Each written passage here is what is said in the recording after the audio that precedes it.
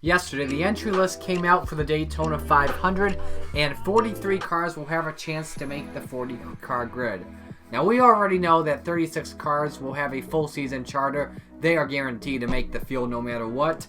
It is those without that will either have to make the front row on Sunday afternoon with time trials or race their way in on next Thursday's duels. Today, I want to break down every non-charter driver in numerical order and break down as well how they could do, and at the end, we will determine if they could make the race.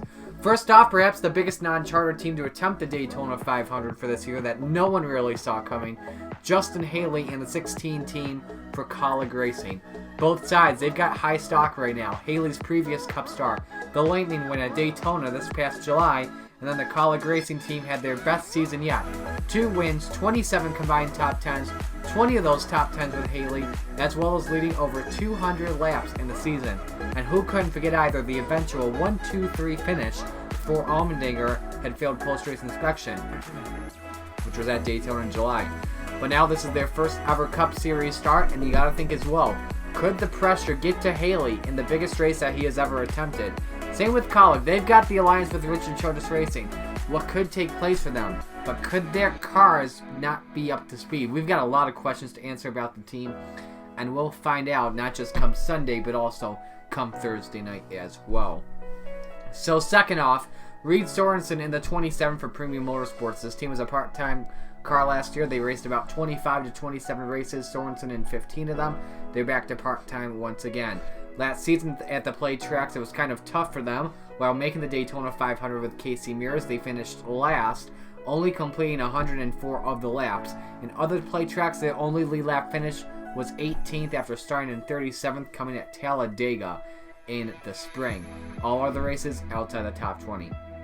And while he did well in that race, he got as high as 7th in Talladega, but in recent memory, the duos, we've seen them have a lot of single file races and not that much passing as we see in the Daytona 500. We haven't seen that much come from Sorensen. And in the last 2 Daytona duels that he has attempted, he's finished 19th in 2017 and 21st in 2016, failing to qualify for the 500 in both of those. Third, Chad Fincham in one of 2 cars for Carl Long's NBM Motorsports. Now Fincham, he's not just attempting his first Daytona 500, but also his first super speedway race in the Cup Series. He has 1 Cup start though that came at Bristol back in 2018. But the big thing here as well is the fact that NBM, they have not attempted a Daytona 500 in a while, but a super speedway race since 2018. Actually the same thing, last time out that was with Mark Thompson. So they don't really have any experience with the current super speedway package. Fincham, he's got the super speedway experience though. He ran as high as 9th in last season's July race at Daytona, but he finished in 28th. Mid-race, he was in 14th. 14th, by the way, his best finish in Xfinity competition at Daytona. The fourth part-time driver, J.J. Yaley in the 54 for Rick Ware Racing. Now, it's been 3 years, though, since he has raced in a Daytona 500 when he raced for the now-defunct BK Racing, but finished in 40th place of 43 at the time after completing 161 laps. He got a Daytona race this past July in the Cup Series. He finished 12th after missing that big one that brought out the final caution leading to the red flag as well. But he really was a backmarker that entire race, kind of like Haley as well at Daytona. But the question here is going to be, could the ring rust affect him though in a big race like the 500? However though, back in 2018, he did complete every super speedway lap. The fifth of the 7 drivers we're going to talk about, Brendan Gaughan, the Beard Motorsports team. They've got a big advantage like they've had for the last few years, especially with Gaughan behind the wheel. Not only do you have the most experienced driver of all the non-charter drivers, but you also have a team that only puts its focus on the super speedway tracks. And that combined with the Richard Childress alliance that they have done, they can lead laps as well. They can race up front, and he can be there and do that battling at the end of the race as well.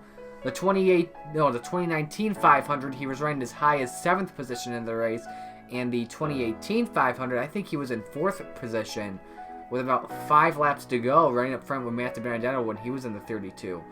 And, of course, at Talladega in the fall last season, in the top 5 under 10 laps to go, led one of the high lines, going 3 wide up top, before the 7 lap to go big one in turn 3 where he went up and over and flipped. And in last year's duel, that guaranteed a car was going home. No surprise though, but Gone had actually dominated Joey Gates, who was in the 66 at the time, and Gone was able to race in the Daytona 500. The 6th car, Timmy Hill. Now he's got the second MBM car in the 66, and he's attempting to make his first Daytona 500 after going home in 2017. His last plate race, though, came in 2018 at Talladega. He finished 36th after completing 151 laps. He didn't even run well throughout the race. Xfinity Series racing, though, he can be seen running near the front of the pack from time to time. He finished 7th at Daytona in July 2018 after the big one took place. Finally, the 96, Daniel Suarez. This could be his biggest Daytona 500 test yet, since it's his first year with a non-charter team in the Cup Series. Suarez, first off, let me just say, no doubt, he's got talent. 2016 Xfinity Series champion, I cannot disrespect that. However, though, I think the main reason he has not shown better results as he should have, I say this a lot, it's most likely due to the retirement of Carl Edwards, before the 2017 season. You know, Edwards had that ride for 2017, then January or December, whenever it was, announces the retirement. Suarez, unexpectedly, no surprise though, goes up to Cups. So, but anyway, Suarez, he can take a car and run it up front, no doubt about it. He led laps in his rookie year at Talladega in the final laps of the race before getting caught up in that accident with Chase Elliott. And he was able to gain spots in his dual race last year. He finished 12th and advanced in the Daytona 500. He wasn't really able to gain spots. The guy that drove the 96 last year, Parker Kligerman, messed it up on my script there. But anyway, let's give you some drivers who I think will advance in the Daytona 500. So, first off, I definitely believe Brendan Gaughan will transfer in. He can run well on super speedways. He can come in clutch when it's time. And the fact that he and the team just focus on super speedway tracks is a big plus. The second driver to get in, I think Daniel Suarez can do it with the 96 team. I don't think they've missed a Daytona 500 in the races they've attempted. And they do have a driver with talent in Suarez. Let's go to a driver who I think is going to go home first. First off, I think Chad Fincham will go home. He doesn't have the experience yet, and this is the first time that NBM Motorsports in general will use the super speedway package in race mode will be during the duels on Thursday night. A third driver that goes in, I'm gonna say Reed Sorensen. He's raced before and knows the package. Same with the Premium Motorsports 2017. I think they could pull something off amongst the back markers to transfer in. Now, the second guy that goes out, I'm going to say the 54 team of J.J. Yaley. I think not only the ring rust gets to him, but the fact that Rick Ware Racing, they're trying to take advantage and put 4 drivers in the Daytona 500, which to me, with a team like Rick Ware Racing that they have now, is kind of crazy. And, you know, they're coming off of a big negative in last year's 500 after their 2 cars, Cody Ware and B.J. McLeod, I believe it was in the other car. I can't recall, though. Took out a lot of good drivers in pit stops there, and that's going to really affect the team though. But Rick Ware, you know, obviously coming off of good sports car success at I think the Asian Le Mans it was. Cody Ware did get a win in that. Anyway, we're getting off track here for a moment. But anyway, it now comes down to the 16 colleague team and the 66 MBM team. So this is going to be tough. But the hype they have coming off of their super speedway races in the Xfinity Series, both teams, their Xfinity program is their main focus. I believe Justin Haley will make it into the show for Colleague's first race.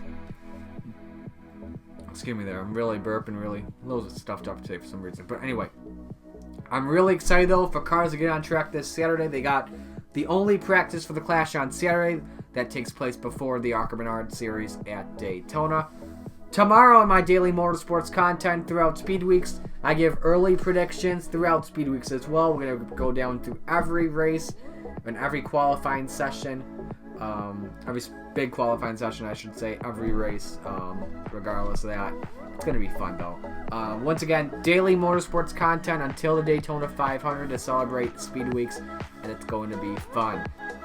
If you guys do enjoy my content, please contribute to my Patreon. Plans start at $1 a month, and you guys get great rewards. If you did enjoy the video though on here, make sure you give it a like, comment, and subscribe. I'm Marty. Thanks for watching. I'll talk to you guys tomorrow, and until then, peace out.